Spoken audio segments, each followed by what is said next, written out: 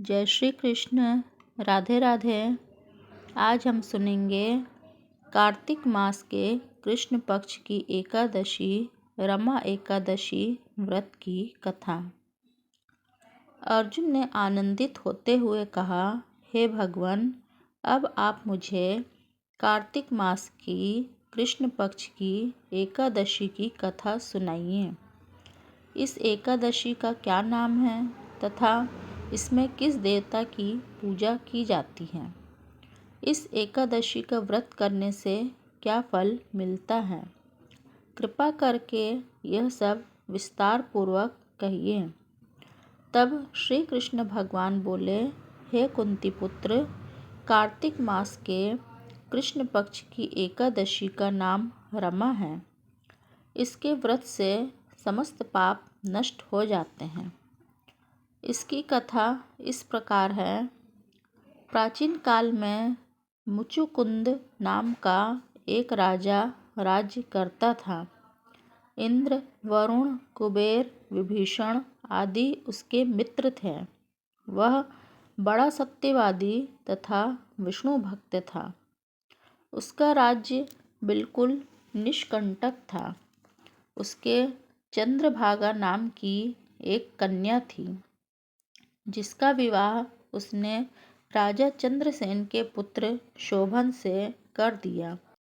वह राजा एकादशी का व्रत बड़े ही नियम से करता था और उसके राज्य में भी सभी कठोरता से इस नियम का पालन करते थे। एक बार की बात है कि शोभन अपनी ससुराल आया हुआ था। वह कार्तिक का महीना था। उसी माह में महापुण्यदायिनी रमा एकादशी आ गई। इस दिन सभी व्रत रखते थे।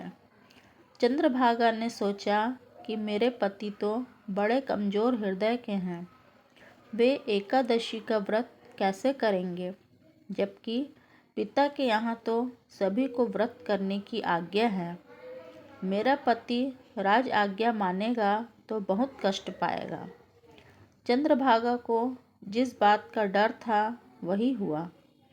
राजा ने आज्ञा जारी की कि इस समय उनका दामाद राज्य में पधारा हुआ है, अतः सारी प्रजा विधि पूर्वक एकादशी का व्रत करें।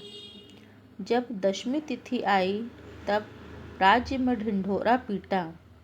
उसे सुनकर शोभन अपनी पत्नी के पास गया और बोला, हे प्रिय, तुम मुझे कुछ उपाय बतलाओ, क्योंकि मैं व्रत नहीं कर सकता।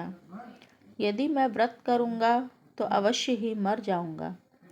इस पर चंद्रभागा बोली, हे प्राणनाथ, मेरे पिताजी के राज्य में एकादशी के दिन कोई भी भोजन नहीं कर सकता। यहाँ तक कि हाथी, घोड़ा, ऊँट, पशु आदि भी तृण, अन्न, जल आदि ग्रहण नहीं करते हैं। फिर भला मनुष्य कैसे भोजन कर सकते हैं? यदि आप व्रत नहीं कर सकते तो किसी दूसरे स्थान पर चले जाइए, क्योंकि यदि आप यहाँ रहेंगे तो आपको व्रत तो अवश्य ही करना पड़ेगा। उस पर शोभन ने कहा, हे प्रिय, तुम्हारी राय उचित है, किंतु मैं व्रत के डर से किसी दूसरे स्थान पर नहीं जाऊंगा। अब मैं व्रत अवश्य ही करूंगा, परिणाम चाहे कुछ भी क्यों न हो। भाग्य में लिखे को भला कौन मिटा सकता है। उसने एकादशी का व्रत किया और भूख प्यास से अत्यंत व्याकुल होने लगा। सूर्य नारायण भी अस्त हो गए और जागरण के लिए रात्रि हुई। वह रात्रि शोभन को दुख देने वाली थी।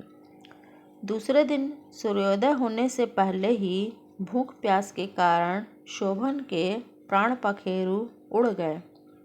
राजा ने उसके मृत शरीर को जल प्रवाह करा दिया और अपनी पुत्री को आज्ञा दी कि वह सती ना हो और भगवान विष्णु की कृपा पर भरोसा रखे। चंद्रभागा अपने पिता की आज्ञा अनुसार सती नहीं हुई। वह अपने पिता के घर रहकर एकादशी का व्रत करने लगी।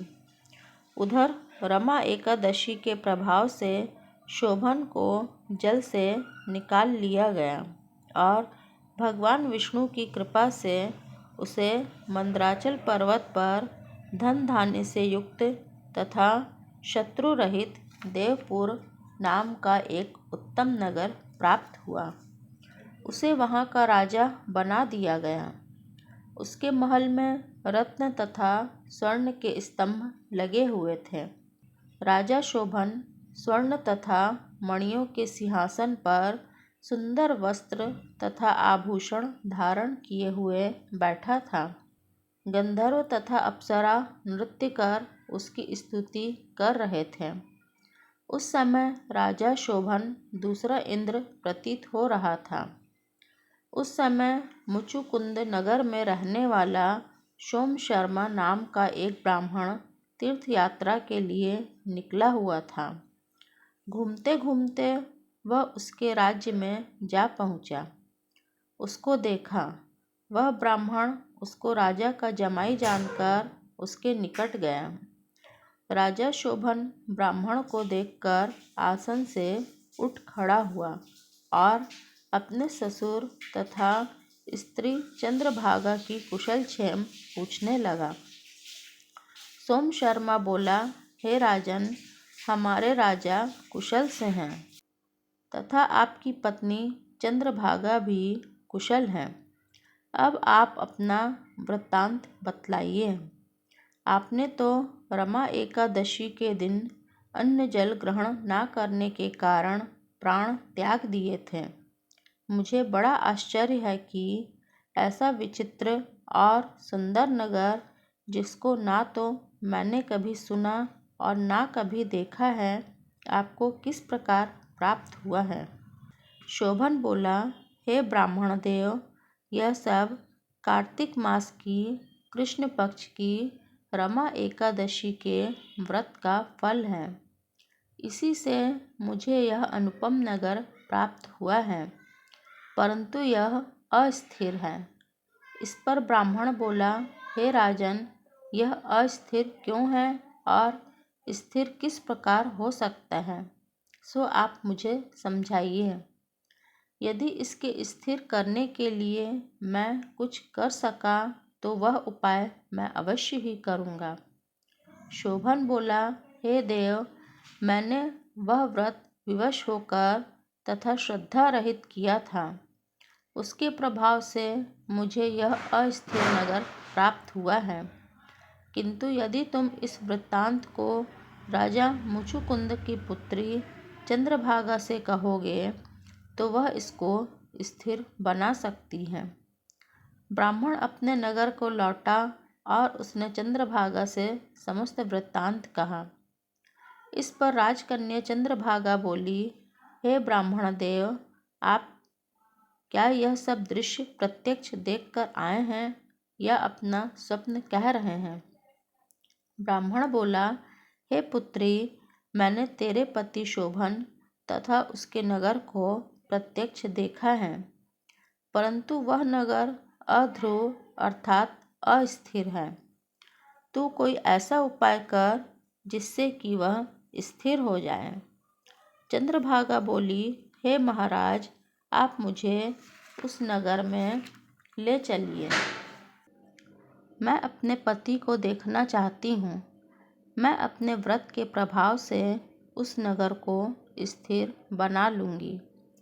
चंद्रभागा के वचनों को सुनकर वह ब्राह्मण उसे मंदराचल पर्वत के पास वामदेव के आश्रम को ले गया। वामदेव ने उसकी कथा को सुनकर चंद्रभागा का मंत्रों से अभिषेक किया। चंद्रभागा मंत्रों तथा व्रत के प्रभाव से दिव्य देह धारण करके पति के पास चली गई। शोभन ने अपनी स्त्री चंद्रभागा को देखकर उसे प्रसन्नतापूर्वक आसन पर अपने पास बैठा लिया। चंद्रभागा बोली, हे प्राणनाथ, अब आप मेरे पुण्य को सुनिए। जब मैं अपने पिता के गृह में 8 वर्ष की थी, तभी से मैं सविधि एकादशी का व्रत करने लगी हूँ। उन्हीं व्रतों के प्रभाव से आपका यह नगर स्थिर हो जाएगा और समस्त कर्मों से युक्त होकर प्रलय के अंत तक स्थिर ही रहेगा। चंद्रभागा दिव्य रूप धारण करके तथा दिव्य वस्त्र अलंकारों से सजकर अपने पति के साथ आनंदपूर्वक रहने लगी। हे पार्थ, यह मैंने रमा एकादशी का महात्म्य कहा है। जो मनुष्य रमा एकादशी के व्रत को करते हैं, उनके समस्त पाप नष्ट हो जाते हैं। जो मनुष्य रमा एकादशी का महात्म्य सुनते हैं, वे अंत समय में विष्णु लोक को जाते हैं। इस कथा का कथासार इस प्रकार है। भगवान विष्णु बड़े ही दयालु और क्षमावान हैं। श्रद्धापूर्वक या विवश होकर भी यदि कोई उनका पूजन या एकादशी व्रत करता है, वह उसे भी उत्तम फल प्रदान करते हैं। किंतु प्राणी को चाहिए कि वह भगवान की पूजा पूरी श्रद्धा से करे। शोभन अपनी पत्नी द्वारा श्रद्धापूर्वक किए गए एकादशी व्रतों के कारण अपने राज्य को स्थिर कर सका। ऐसी सुकर्मा पत्नी भगवान श्री विष्णु की अनुकंपा से ही प्राप्त होती हैं। जय श्री कृष्ण। राधे राधे।